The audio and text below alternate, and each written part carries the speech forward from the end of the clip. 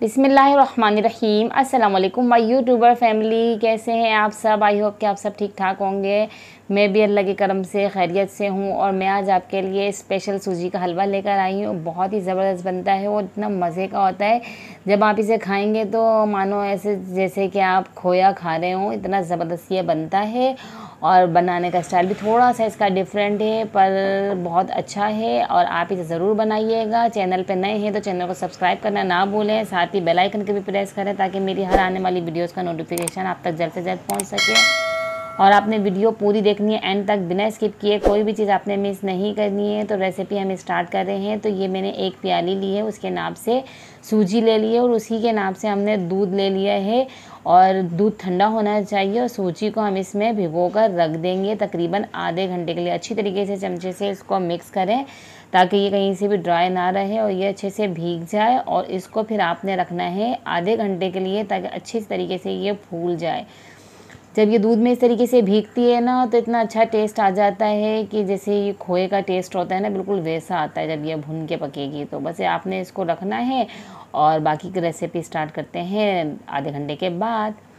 तो आधा घंटा हो चुका है और अब सबसे पहले तो मैं यहाँ बनाऊँगी शीरा। और इसी प्याली के हिसाब से मैं 4 प्याले पानी लूँगी और इसके अंदर 1 प्याली भर के चीनी डाल दूँगी और इसके अंदर डाल दूँगी सब्ज़ी इलायचियाँ। आप डाल दें इस तरीके से तोड़ के, 3 डाल दें 4 डाल दें आप सब्ज़ी इलायचियाँ इसके अंदर और उसको पकने के लिए रख दें। जब शीरा तैयार हो जाए तो उससे अलग कर दें। और शीरे को हमने बहुत ज़्यादा नहीं पकाना है, बस चीनी मेल्ट हो जाए इतना ही पकाना है। अब मैंने उसी प्याली के हिसाब से 1 प्याली घी लिया है और उसके अंदर कुछ ड्राई फ्रूट डाले हैं। आपके पास जो अवेलेबल हो आप वो डालें। मेरे पास बादाम और पिस्ते और खोपरा था, मैंने ये तीनों चीज़ें डाल दी हैं। क्वांटिटी का कोई ख्याल नहीं करें, आप जितना डालना चाहें उतना डाल सकते हैं।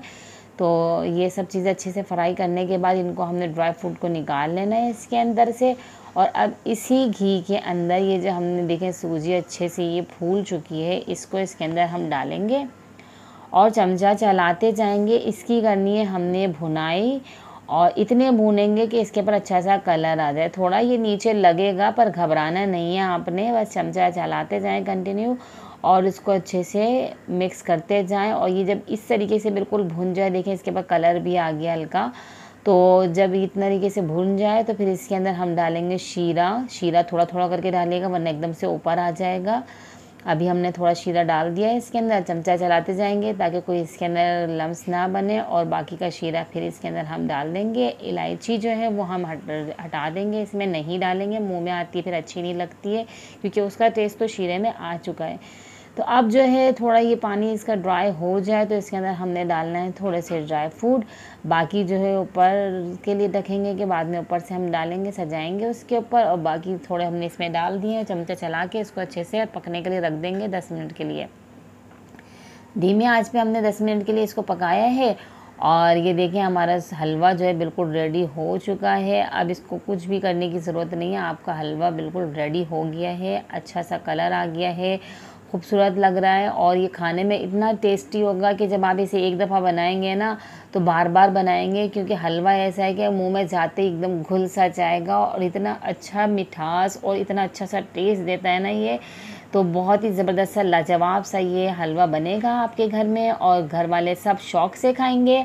और अपने फ्रेंड्स एंड फैमिलीज़ के साथ इस रेसिपीज़ को शेयर करें। और कैसी लगी आपको मेरी वीडियो आप मुझे फ़ीडबैक दें और मेरी ऐसी ही वीडियो को देखते रहें। इजाज़त दीजिए, अल्लाह हाफ़िज़।